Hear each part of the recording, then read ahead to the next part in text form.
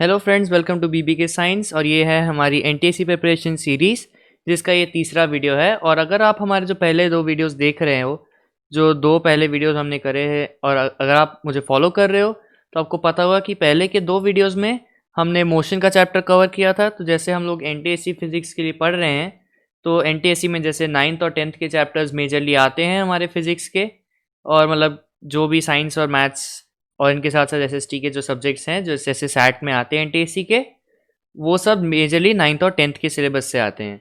तो आज हम लोग 9th का चैप्टर पढ़ रहे हैं, और धीरे धीरे जैसे 9th के सारे चैप्टर्स खत्म हो जाएंगे, उसके बाद हम लोग 10th के चैप्टर्स पर मूव करेंगे। ये किस लिए कर रहे हैं? क्योंकि फिर अगर आप जैसे 10th में होंगे, तो अगर आप एनटीएससी प्रिपेयर कर रहे हैं, तो 9th का भी आपको सिलेबस थोड़ा सा रिवाइज कराना ज़रूरी हो जाता है। क्योंकि 9th का सिलेबस जो क्या होता है, निकल गया होता है, इसलिए उसको याद दिलाना वापस ज़रूरी है। तो आइए, हम लोग मोशन चैप्टर पढ़ चुके हैं, तो उसके बाद हम लोग 9th का दूसरा चैप्टर पढ़ेंगे, जो है force and laws of motion. अब फोर्स और लॉज ऑफ मोशन एक ऑलमोस्ट इंटरकनेक्टेड चीज़ें ही हैं। और लॉज ऑफ मोशन आपको पता ही है कि न्यूटन के 3 लॉज ऑफ मोशन है। तो हम उन तीनों को एक एक करके बात करेंगे।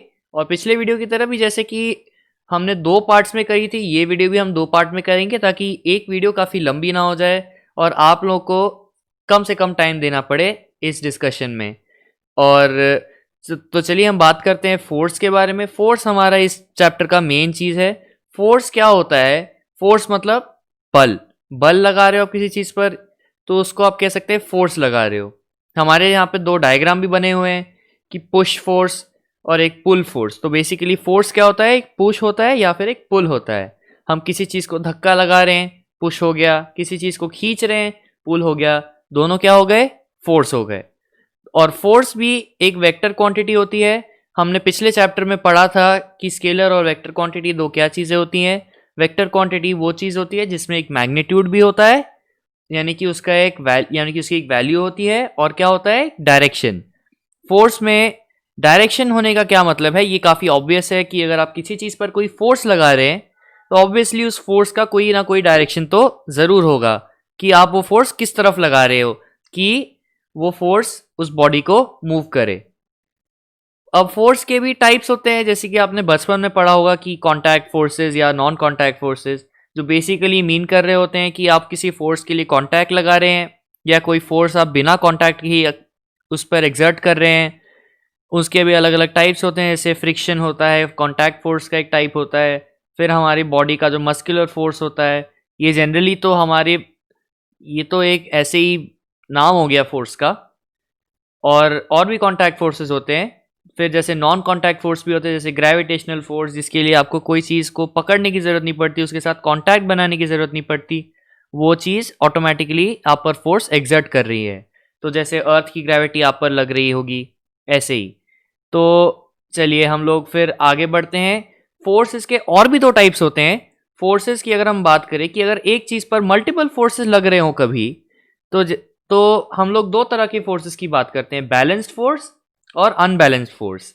अब अगर मैं कंसिडर करूं, यहाँ पर मेरे पास 2 डायग्राम्स हैं, जहाँ पर एक बॉक्स को एक इंसान लेफ्ट की तरफ खींच रहा है, दूसरा इंसान राइट की तरफ खींच रहा है। अब अज्यूम करते हैं कि जो लेफ्ट वाला इंसान है, वो इस बॉक्स पर लेफ्ट की तरफ 5 यूनिट्स का फोर्स लगा रहा है, और जो राइट का इंसान है, वो भी क्या कर रहा है? 5 यूनिट्स का फोर्स लगा रहा है। तो इधर का फोर्स 5 यूनिट्स का है, इधर का फोर्स भी 5 यूनिट्स का है।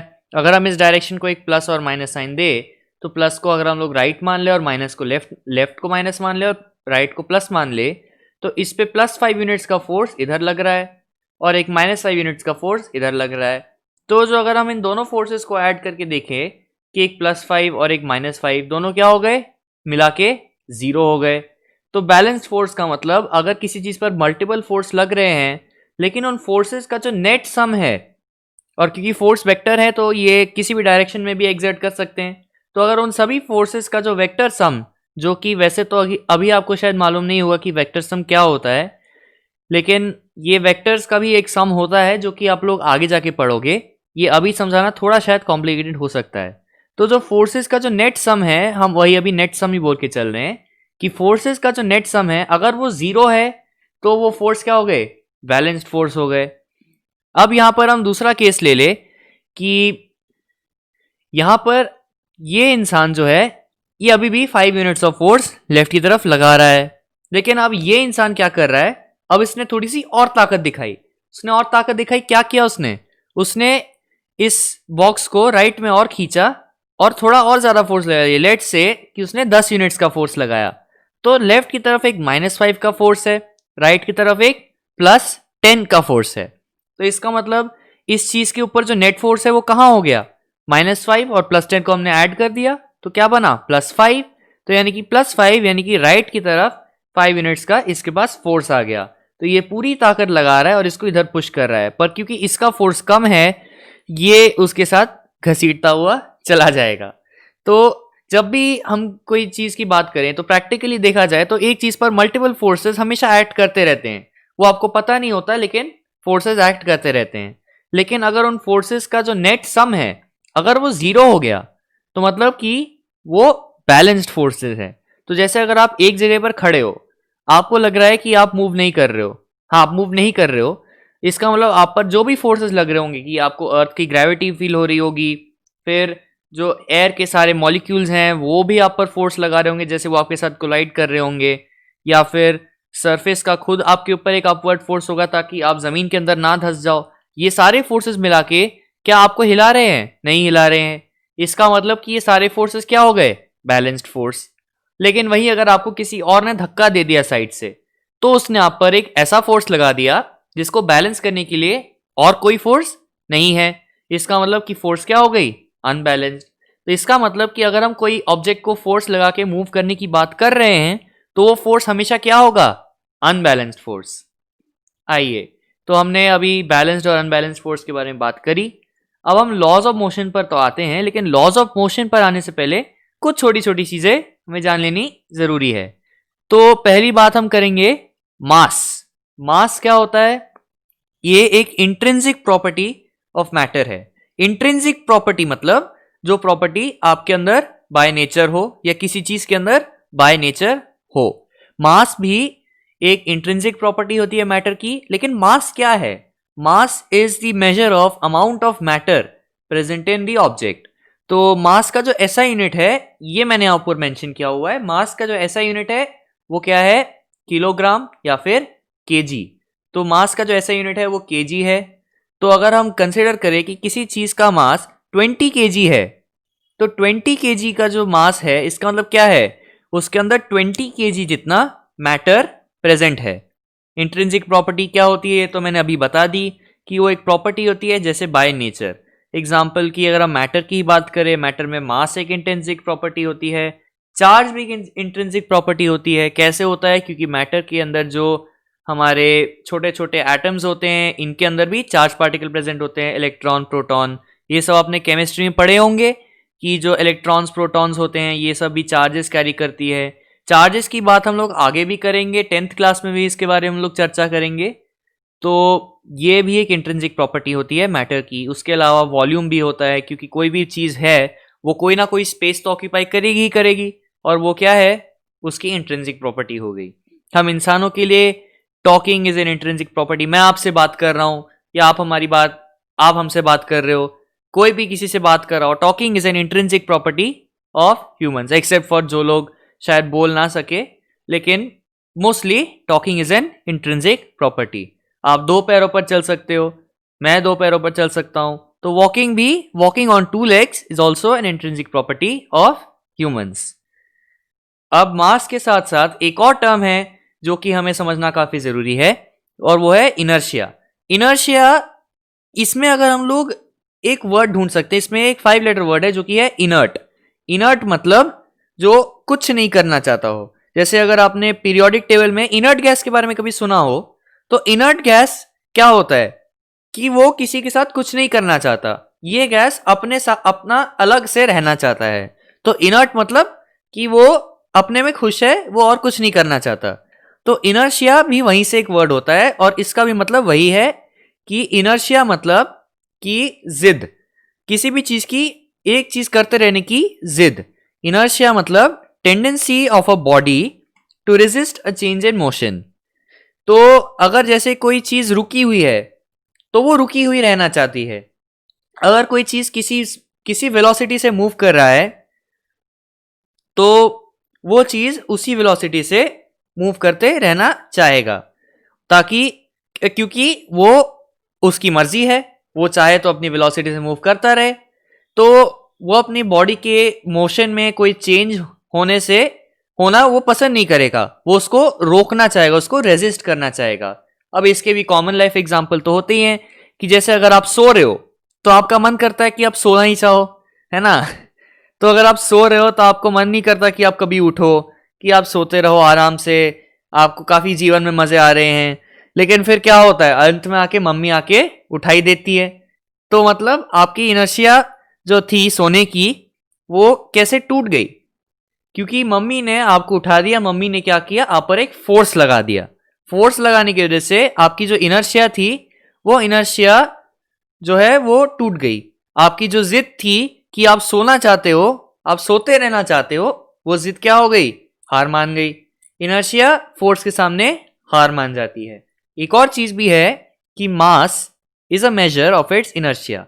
कोई चीज कितना भारी है वो उसकी इनर्शिया को बढ़ा सकता है। तो जैसे कि अगर आप ज्यादा जिद्दी हुए कि आप उठना ना चाहो और कुछ भी करके आप बेड से बिल्कुल ही नहीं उठो, तो आपके लिए मम्मी के लिए आपको उठाना मुश्किल हो जाएगा, और ज्यादा मुश्किल हो जाएगा। लेकिन अगर आपकी जिद कम है तो मम्मी आपको आके इमीडिएटली उठा देंगी। वैसे अगर हम नीचे बात करें कि जैसे अगर हम मासेस की बात करें, तो अगर हम लोग फिजिक्स में आ जाए तो अगर आप एक फुटबॉल को लात मारते हो, फुटबॉल काफी दूर तक जाती है, लेकिन अगर आप उतनी ही फोर्स से अगर आप किसी पत्थर को लात मारने की कोशिश करो, ये बड़ी सी चट्टान है, इसको अगर आप लात मारने की कोशिश करो, आप क्या कुछ कर पाते हो इसको? आपका पैर टूट जाए, लेकिन पत्थर ज्यों की त्यों रह जाती, वो बिल्कुल नहीं हिलती। क्यों? क्योंकि इसका मास एक फुटबॉल से तो काफी ज्यादा है। आपने जितने फोर्स से एक फुटबॉल को लात मारी, इतने फोर्स से ये काफी दूर चली गई। यहां पर ये जो चट्टान है वो नहीं हिल पाई। इंसान के पसीने छूट जाए लेकिन वो इस पत्थर को उतनी फोर्स से नहीं हिला पाएगी। क्यों? क्योंकि इसकी जो इनर्शिया है वो एक फुटबॉल से ज्यादा हो गई। किस लिए? इसका मास इससे ज्यादा है। इसकी जो जिद है कि ये नहीं हिलना चाहता यहां से, वो एक फुटबॉल से तो काफी ज्यादा है। इसलिए अगर आप जितना भी चाहे दम लगा ले, आप इसको हिला नहीं सकते। इसको हिलाने के लिए काफी ज्यादा फोर्स की जरूरत होती है, जो कि इंसान की कैपेबिलिटी के बाहर है, अनलेस ये इंसान सुपरमैन हो। अगर सुपरमैन है तो कुछ भी कर सकता है, या रजनीकांत तो कुछ भी कर सकता है। हाँ जी। इनर्शिया के बाद हम लोग आ जाते हैं न्यूटन के पहले लॉ पर। तो न्यूटन का पहला लॉ भी लॉ ऑफ इनर्शिया ही कहलाता है। लॉ ऑफ इनर्शिया बेसिकली हमने अभी तक जितना भी पढ़ा है, इनर्शिया हो या मास हो, ये अभी तक हमने जितना कुछ डिस्कस किया है, ये चीज आपके न्यूटन के फर्स्ट लॉ को एक्सप्लेन कर ही देता है। इसका मतलब कि अभी हम लोग न्यूटन फर्स्ट लॉ में ज्यादा देर तक रुकेंगे नहीं, क्योंकि हमने ज्यादातर चीजें पहले ही समझ ली। तो न्यूटन फर्स्ट लॉ बेसिकली इसका दूसरा नाम भी है लॉ ऑफ इनर्शिया, तो मैंने यहाँ पे मेंशन नहीं किया है, लेकिन जो इसके अंदर मैंने टेक्स्ट लिखी है, जो लैंग्वेज है, उसको आप समझ के देख ही सकते हो कि ये लॉ ऑफ इनर्शिया ही है एक तरह से। तो an object would continue to stay in its state of motion, जो कि हमने मोशन के स्टेट्स के बारे में पिछले चैप्टर में भी पढ़ा है कि वो अगर रुका हुआ है, रेस्ट पे है, स्टेशनरी है, तो वो स्टेशनरी रहना चाहेगा। अगर वो किसी वेलोसिटी से मूव कर रहा है तो वो उसी वेलोसिटी से यूनिफॉर्म मोशन करते रहना चाहेगा, unless an external unbalanced force. ये टर्म्स इंपॉर्टेंट होती हैं, एक्सटर्नल अनबैलेंस्ड फोर्स। एक्सटर्नल मतलब कि अगर हम किसी सिस्टम ऑफ ऑब्जेक्ट्स की बात करें, सिस्टम क्या होता है? ग्रुप ऑफ ऑब्जेक्ट्स जिसको हमने एक साथ कंसिडर किया है। तो जो सिस्टम है, अगर उसके बाहर से हमने उस पर कोई फोर्स लगाया, तब वो जाके अपनी स्टेट ऑफ मोशन चेंज कर देगा। So unless an external unbalanced force is acted upon it. Basically हमने पहले बात क्या करी थी, जो अगर आप सो रहे हो तो आप सोते रहना चाहोगे जब तक मम्मी आके आपको उठाना दे। मम्मी एक एक्सटर्नल फोर्स की तरह काम कर रही है, जिसने आपको वहां से हटा दिया, आपके स्टेट ऑफ मोशन को या आपके स्टेट ऑफ सोने को चेंज कर दिया। हाँ जी। तो अगर हम बात करें कि अगर एक प्रैक्टिकल एग्जांपल में बात करें कि एक जो गाड़ी है, ये एक सड़क पर चल रही है और मैंने उसका एक्सीलेटर छोड़ दिया और ना ही मैंने उसका कोई ब्रेक दबाया हुआ है। तो बेसिकली गाड़ी जो है एक स्ट्रेट रोड पर चल रही है किसी वेलोसिटी के साथ, लेकिन गाड़ी को अगर हम लोग एक्सीलेटर छोड़ दे, उसका ब्रेक छोड़ दे, तो उस पर ना ही कोई एक्सीलेटिंग फोर्स लग रहा है, ना ही उस पर कोई ब्रेकिंग फोर्स लग रहा है। फिर गाड़ी को तो चलते रहना चाहिए, लेकिन असल में क्या होता है कि वो धीरे धीरे आके रुक जाती है। ये कैसे हो रहा है? इसको तो चलते रहना चाहिए, मतलब इस पे कहीं ना कहीं तो कोई फोर्स लग रहा होगा। वो फोर्स क्या है? वो फोर्स ना ब्रेकिंग फोर्स है, क्योंकि ब्रेक्स तो हमने लगाए नहीं। वो फ्रिक्शन होता है, वो फोर्स होता है फ्रिक्शन फोर्स। तो फ्रिक्शन फोर्स जो है, ये जैसे कि हमने पहले भी पढ़ा हुआ होगा, आपने क्लास 8 में पढ़ा होगा कि फ्रिक्शन फोर्स जो है इसको बोलते हैं मोशन का दुश्मन या द एनिमी ऑफ मोशन। ये क्या करना चाहता है? फ्रिक्शन मोशन को रोक देना चाहता है, मोशन के ऑपोजिट डायरेक्शन में एक्ट करके वो उस मोशन को रोक देना चाहता है। फ्रिक्शन फोर्स क्यों एक्ट करता है? तो अगर हम बात करें कि माइक्रोस्कोपिक लेवल पे अगर हम पहुंच जाए, तो जैसे दो सरफेसेस एक साथ कांटेक्ट में हो, अभी हमने बात करी थी कि फ्रिक्शन एक कांटेक्ट फोर्स है। तो जो फ्रिक्शन है, अगर हम लोग दो सरफेसेस को कांटेक्ट में लाए, सरफेसेस को आप कितना भी स्मूथ बना दो, अगर हम लोग माइक्रोस्कोपिक लेवल पे देखें तो ऐसे खुरदुरापन तो हमेशा रहता है, क्योंकि आप किसी भी चीज़ को परफेक्टली स्मूथ बना ही नहीं सकते। या अभी की टेक्नोलॉजी जो हमारे पास है उसमें ये अभी तो इम्पॉसिबल है। तो जो कॉन्टैक्ट में जो सरफेसेस हैं, इसमें आप अलग अलग तरह की क्या देख सकते हैं? इरेगुलरिटीज। अब जब ये सरफेसेस आपस में घिस रही होती है, तो ये जो इरेगुलरिटीज है आप देख सकते हैं, कहीं पर ऊंचाई है, कहीं पर गड्ढा है, कहीं पर उभरा हुआ है, कहीं पर फिर से दब गया है। तो ये जो ऊपर नीचे है, ये दोनों एक दूसरे के जो सरफेसेस हैं इनमें इंटरलॉकिंग हो जाती है। तो जैसे किसी के गड्ढे में किसी का पहाड़ आ जाता है, और ऐसे ही ये जो अटक जाते हैं, तो ये अटकने के बाद जो ये फोर्स क्रिएट हो रहा होता है, ये फोर्स जो है फ्रिक्शन फोर्स है, और यही इस मोशन को रोक देना चाहता है। क्यों? क्योंकि यहाँ पे इंटरलॉकिंग हो गई है, और ये इंटरलॉकिंग जो है ऐसे ही रहना चाहती है। न्यूटन्स के फर्स्ट लॉ के बाद अब हम लोग मूव करेंगे न्यूटन के सेकेंड लॉ पर। ये अभी हमारा जो लास्ट टॉपिक होगा, और लास्ट टॉपिक में हम लोग डिस्कस करेंगे न्यूटन सेकेंड लॉ के बारे में। न्यूटन का जो सेकेंड लॉ है, यहाँ पर हमें थोड़ा सा मैथमेटिकल देखना पड़ेगा, क्योंकि न्यूटन का जो सेकेंड लॉ है यहाँ पर थोड़ी सी कैलकुलेशन इन्वॉल्व होती है। तो न्यूटन का सेकेंड लॉ में न्यूटन क्या कहते हैं कि जो नेट फोर्स है acting on a body, net force acting on a body is directly proportional to its rate of change of momentum. Net force क्यों बोला है मैंने? फोर्स ही क्यों नहीं बोला? क्योंकि नेट फोर्स मतलब, क्योंकि अगर कोई भी ऑब्जेक्ट हो उस पर फोर्स तो बहुत सारे लग सकते हैं, तो उन सभी का जो कंबाइंड फोर्स है ये हमारा नेट फोर्स है। तो नेट फोर्स इज इंपॉर्टेंट। वैसे तो हम लोग यहाँ पर एक ही फोर्स की बात करेंगे, 9th के सिलेबस के अंदर हम लोग जनरली मल्टीपल फोर्सेस कंसिडर करेंगे नहीं, इसलिए हम लोग एक ही फोर्स की बात कर रहे होते हैं, तो इसलिए हम इस नेट को इग्नोर अभी के लिए कर भी सकते हैं। लेकिन हायर क्लासेस में ये नेट टर्म इंपॉर्टेंट होता है। तो net force acting on a body is directly proportional to its rate of change of momentum. अभी मोमेंटम किस चिड़िया का नाम है? मोमेंटम नीचे लिखा हुआ है कि मोमेंटम, कोई हम लोग इसको as a physical quantity define तो नहीं कर सकते, लेकिन मोमेंटम दो चीजों का एक प्रोडक्ट जरूर है। जो मोमेंटम होता है that is equal to, it is mass multiplied by its velocity.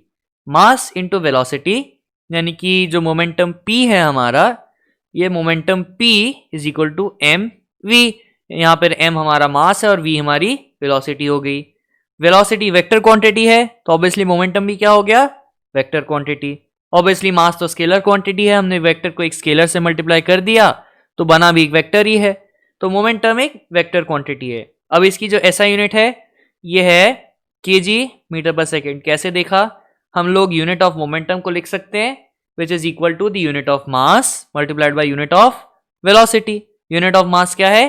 KG, और यूनिट ऑफ वेलोसिटी मीटर पर सेकेंड। ये हमने पिछले क्लास में डिस्कस किया हुआ था। अब मोमेंटम का यूज कहाँ है? मोमेंटम को हम लोग जनरली ज्यादा देखें क्यों? हम लोग अगर एक पार्टिकल की बात करें तो उसकी तो चीजें डिफाइन करने के लिए हमारे पास वेलोसिटी, पोजीशन, यही सब काफी है। मास का हम क्या करें? पर एक्चुअली फोर्स निकालने के लिए हमें मास की जरूरत पड़ती है। यहां पर मोमेंटम से ही डायरेक्टली प्रोपोर्शनल, मोमेंटम से हमारे पास फोर्स का रिलेशन है, इसलिए हमें मोमेंटम को डिफाइन करना जरूरी है।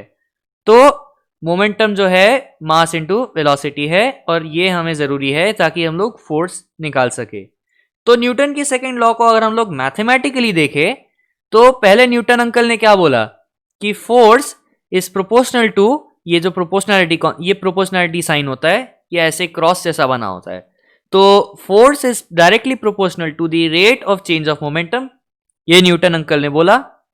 फोर्स इज प्रोपोर्शनल टू, अब मैं इसी चीज को एक और तरीके से लिख सकता हूं कि change in momentum upon time taken. अब चेंज इन एनी वैल्यू मतलब क्या हो सकता है, final value minus initial value. ये कैसे निकाला, आपने पहले से पढ़ा हुआ है, ये हमने अभी अभी डिस्कस किया था मोशन के चैप्टर में कि किसी भी वैल्यू में change equals to the final value minus initial value. तो मैं वही लिख सकता हूं, force equal to final momentum minus initial momentum upon time taken, rate of change में divide by the time taken कर लिया जाता है।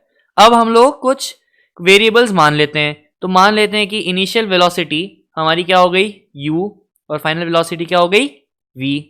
तो हम लोग इनिशियल और फाइनल मोमेंटम भी डिफाइन कर सकते हैं, मास मल्टीप्लाइड बाय वेलोसिटी तो होती है, तो इनिशियल मोमेंटम क्या हो गया m टाइम्स u, यहां पर m जो है उस ऑब्जेक्ट का मास है, तो initial momentum is mu and final momentum is mv।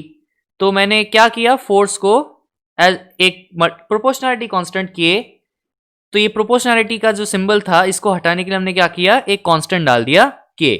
तो force equal to proportionality constant k multiplied by final momentum minus initial momentum upon the time taken, so mv minus mu ये numerator में है upon the t जो denominator में है। यहां से हमने m को कॉमन ले लिया तो बाहर आ गया हमारा m, तो force equal to km times v minus u upon t। अब ये जो चीज है, ये जो v minus u upon t है, ये हमने कहां देखा है, इसलिए पिछले दो वीडियोस देखने जरूरी है। जो ये हमने देखा है मोशन के चैप्टर में, मोशन के चैप्टर में v minus u upon t equals to acceleration a, तो force equal to k m a, मतलब क्या बना, force is proportional to mass into acceleration. अब ये जो k है ये पंगा कर रहा है, इस k का हम लोग क्या करें कि हमारे लिए थोड़ा सा इजी हो जाए। अब जो न्यूटन ने ये जो फोर्स तो बता दिया, लेकिन अब इस फोर्स को हम लोग किसी चीज के साथ रिलेट तो नहीं कर सकते कि हम लोग इस k को कोई फिक्स वैल्यू दे रहे जिससे कि हम उसके साथ कॉम्प्रोमाइज कर सके, कि उसका समझा उसके साथ सब ठीक रहे। तो फोर्स तो अभी बिल्कुल ही नई चीज है, तो हम इस k को कुछ भी नाम दे दे, इसकी कोई भी वैल्यू रख दे, इससे तो कोई फर्क पड़ने वाला नहीं है। तो न्यूटन ने क्या किया, k को 1 ही रख दिया ताकि इसका झमेला ही खत्म हो जाए। उसने क्या माना कि एक unit of force is equal to k जो प्रोपोर्शनैलिटी कांस्टेंट है टाइम्स 1 यूनिट ऑफ मास यानी कि 1 kg into 1 unit of acceleration which is 1 metre पर सेकेंड स्क्वायर। सो उसने k का फैक्टर ही खत्म कर दिया, k को क्या रख दिया 1, हेंस नेट फोर्स या जो F है equals to ma, F equal to ma। ये हो गया हमारे न्यूटन सेकेंड लॉ का mathematical derivation, F equal to ma। अब जो हमारा फोर्स है उसके भी ऐसा यूनिट के बारे में बात करते हैं। अभी हम लोग यूनिट्स के बारे में अभी हम लोग सिर्फ यूनिट्स में इसको डिफाइन कर रहे थे, अब इसका ऐसा यूनिट क्या है, न्यूटन ने अपने ही नाम पे रख लिया, क्या है न्यूटन, और उसका सिंबल है कैपिटल N। सो 1 न्यूटन और 1 N जो आप बोलो इक्वल्स टू 1 kg मीटर पर सेकेंड स्क्वायर। कैसे, 1 unit of mass multiplied by 1 unit of acceleration, hence 1 newton equals to 1 kg metre पर सेकेंड स्क्वायर। ये हो गया हमारा न्यूटन का सेकेंड लॉ। अब इस पे हम लोग बहुत सारे क्वेश्चंस भी डिफाइन कर सकते हैं कि जैसे अगर हम कोई भी एक क्वेश्चन ले लेते हैं F इक्वल टू ma पर, तो लेट्स से कि हमारे पास एक मास है, एक ऑब्जेक्ट है इसका मास है लेट्स से 6 kg और हमने इस पर एक फोर्स लगा दिया जो कि है 30 न्यूटन्स का, तो आप बताएं कि इसका एक्सेलरेशन क्या हो गया। तो हम लोग इस चीज में फेरबदल तो कर ही सकते हैं कि F इक्वल टू ma होता है तो 30 इक्वल टू 6 टाइम्स a, हम लोग 6 को इस तरफ ट्रांसपोज करके ले गए तो a equals to 30 divide by 6 क्या आया 5 मीटर पर सेकेंड स्क्वायर। अब सेकेंड लॉ के बारे में एक और बात करें तो हाँ जी हाँ, तो सेकेंड लॉ के बारे में अगर हम एक और बात करें तो force is equal to rate of change of momentum, यानी कि change of momentum upon time taken. Newton's के जो सेकेंड लॉ है उसके काफी सारे एप्लीकेशंस भी देखे गए हैं। तो जो एप्लीकेशंस की अगर हम बात करें तो जैसे अगर आपने क्रिकेट मैच में देखा होगा कि जो फील्डर होते हैं जैसे उनके पास बॉल आ रही होती है तो वो क्या कर रहे होते हैं, वो हाथ को विड्रॉ कर लेते हैं। जब वो बॉल पकड़ रहे होते हैं हाथ को विड्रॉ कर लेते हैं। वो ऐसा क्यों करते हैं? क्योंकि यहां पर हमें पता है कि फोर्स इज प्रोपोर्शनल टू या इक्वल टू ही मान सकते हैं, क्योंकि हमारा जो प्रोपोर्शनलिटी कांस्टेंट है वो तो 1 ही हो गया, मतलब खत्म ही हो गया एक तरह से। Force is equal to change in momentum upon the time taken, यानी कि जो टाइम टेकन है यहां हमारे लिए इंपॉर्टेंट है कि जब वो फील्डर ऐसे हाथ को अंदर खींच रहा होता है तो वो जैसे बॉल की वेलोसिटी के साथ अपनी वेलोसिटी को पहले मैच कर लेता है कि जिस स्पीड से उसके पास बॉल आ रही है उस स्पीड से वो अपने हाथ को खींचने लगे। फिर क्या होगा कि जो उसको चेंज इन मोमेंटम करना है उसकी जो पहले मोमेंटम थी फिर उसको बॉल रोकना है अपने हाथ में, तो मतलब जीरो करनी है। तो जो momentum minus zero in some time taken, इस टाइम टेकन को अगर हमने छोटा कर दिया तो फोर्स की वैल्यू क्या हो जाएगी, बड़ी हो जाएगी। Force is inversely proportional to the time taken. कैसे? ये डिनोमिनेटर में है, फोर्स हमारा न्यूमरेटर में है। तो अगर हमने टाइम टेकन को कम कर दिया तो फोर्स क्या हो गया, बढ़ गया। तो इसका मतलब अगर हमने हाथ को ऐसे ही रखा स्टिल और हाथ इसमें आके और बॉल इसमें आके एकदम से रुक गई तो फोर्स क्या हो गया, ज्यादा हो गया। अगर हम लोग ऐसे हाथ को धीरे धीरे पीछे लाए और फिर बॉल को ऐसे पकड़े तो बॉल की मोमेंटम को कम होने में कितना टाइम लगा, ज्यादा टाइम लगा। मतलब फोर्स क्या हो गया, कम हो गया। हाथ पे अगर फोर्स ज्यादा लग गई तो हाथ में चोट लग सकती है, वो हमें चाहिए नहीं, इसलिए हमें बॉल को धीरे धीरे पकड़ना चाहिए। लेदर की बॉल वैसे भी हार्ड बॉल होती है, अगर आपने कभी क्रिकेट खेली हो तो आपको ये करना जरूर सिखाते हैं कि बॉल को हमेशा पकड़ने के वक्त हमें हाथों को पीछे ले लेना चाहिए। अब ऐसे और भी एग्जाम्पल हम लोग रियल लाइफ में भी बात कर सकते हैं कि अगर मान लेते हैं कि इंसान बहुत देर से सो रहा हो तो अगर उसकी मम्मी आके उसको प्यार से उठाए, उसको थोड़ी सी उसको थोड़ा सा झप्पी वगैरह दे के उठाए, आराम से उठाए, बच्चे को उठने में काफी टाइम लग जाएगा। ऐसे उसकी आंखें खुलेंगी, पहले थोड़ी थोड़ी सी खुलेंगी, उसके बाद थोड़ा और ज्यादा खुलेंगी, काफी टाइम लग जाएगा उसको नींद से बाहर निकलने में।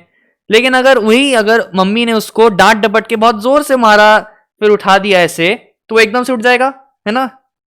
तो बेसिकली दोनों केसेस में डिफरेंस क्या है, माता जी ने कितना फोर्स लगाया तो मम्मी ने बच्चे पे कितना फोर्स लगाया, उसके हिसाब से उसका स्टेट ऑफ मोशन या उसका स्टेट ऑफ नींद उतनी ज्यादा जल्दी चेंज हुई। तो ये भी न्यूटन के सेकंड लॉ का एक प्रैक्टिकल एग्जांपल हम देख सकते हैं। कैसे आप देख सकते हैं कि जो न्यूटन के लॉज हैं वो हम लोग कैसे कैसे एक रियल लाइफ से रिलेट कर पा रहे हैं, ये काफी अच्छी बात भी है। न्यूटन का जो सेकंड लॉ है इससे हम लोग वापस भी एक एक्सप्लेनेशन देख सकते हैं न्यूटन के फर्स्ट लॉ का। हमने यहाँ पे बात की थी कि न्यूटन का जो फर्स्ट लॉ है जिसके हिसाब से एन ऑब्जेक्ट अपने स्टेट ऑफ मोशन में रहना चाहेगा जब तक उस पर कोई फोर्स ना लगे। तो यहां पर हमने अभी अभी देखा था कि F इक्वल टू ma होता है। तो अगर फोर्स इक्वल टू 0 है मतलब कि उसका एक्सेलरेशन भी 0 ही होगा। ऑब्वियसली मास तो हम उसका 0 कर नहीं सकते, नहीं तो फिर वो ऑब्जेक्ट एग्जिस्ट नहीं करेगा। तो मास तो 0 होने से रहा, तो यानी कि अगर फोर्स इक्वल टू 0 तो एक्सेलरेशन भी क्या हो गई, 0 हो गई। एक्सेलरेशन 0 हो गई मतलब अगर वो रेस्ट पे है तो क्या उसकी वेलोसिटी कभी चेंज होगी, रेस्ट पे मतलब वेलोसिटी 0 है, 0 से कभी कहीं और जाएगी, नहीं जाएगी। क्यों? क्योंकि उसकी एक्सेलरेशन क्या है, 0 है। अगर वो किसी वेलोसिटी से मूव कर रहा है जैसे लेट्स से 5 मीटर पर सेकेंड इन एनी डायरेक्शन, तो अगर उस पर कोई एक्सेलरेशन ही नहीं लग रही तो क्या वो किसी भी तरफ जाएगा, क्या वो सीधा जाएगा, क्या वो रुक जाएगा, नहीं रुकेगा। क्या वो कहीं मुड़ जाएगा, नहीं रुकेगा। क्या उसकी स्पीड बढ़ेगी, नहीं बढ़ेगी, क्योंकि एक्सेलरेशन तो डाला ही नहीं, मतलब फोर्स भी नहीं डाला। इसका मतलब हमने जो इस पे कोई फोर्स लगाया ही नहीं, जो एक्सटर्नल अनबैलेंस्ड फोर्स है वो तो 0 हो गया, मतलब वो अपनी मोशन कंटिन्यू करता रहेगा। यहां पर हम देख सकते हैं कि जैसे फ्रिक्शन का फोर्स लगा था तो फ्रिक्शन के फोर्स ने इसको डिसेलरेट कर दिया। इसको हम रिटार्डेशन भी बोल सकते हैं क्योंकि वेलोसिटी के ऑपोजिट डायरेक्शन में फोर्स लगा है, या उसको जो एक्सेलरेशन मिली है वो वेलोसिटी के ऑपोजिट डायरेक्शन में है। तो जो अभी तक हमने पढ़ा है अभी इसी पार्ट के लिए हम लोग इतना ही पढ़ेंगे। अगले चैप्टर में हम लोग न्यूटन के थर्ड लॉ के बारे में डिस्कस करेंगे और शायद थोड़े से क्वेश्चंस हम लोग ऐसे ही डिस्कस करेंगे। आई होप ये वीडियो आपको अच्छे से समझ में आई होगी, इसमें जो बातें मैंने पढ़ाई है। वो आप अच्छे से अपने अंदर अब्जॉर्ब कर पाएँ। और मैं यही बोलना चाहूँगा कि अंत में कि आप इस वीडियो को एक बार लाइक करें, और जो भी आपके साथ एनटीएससी अगर पढ़ रहे हैं और एनटीएससी के लिए प्रिपेयर कर रहे हैं, अगर उन्होंने ये वीडियो नहीं देखी है, कोशिश करें कि आप उनके साथ ये वीडियो शेयर भी करें। और हाँ जी हाँ, ये वीडियो अगर आप देख रहे हैं तो उससे पहले आप पिछले चैप्टर की वीडियोस को भी पक्का देखें, क्योंकि वहाँ से भी काफ़ी चीज़ें यहाँ पे रिलेटेबल आपको मिली होंगी। और इसी के साथ साथ मैं आपको ये भी लास्ट में बोलना चाहूँगा अम, कि इस चैनल को सब्सक्राइब करें, और ताकि आप कभी और आगे के क्लासेस मिस ना करें। और अंत में थैंक्स फॉर वॉचिंग, बाय।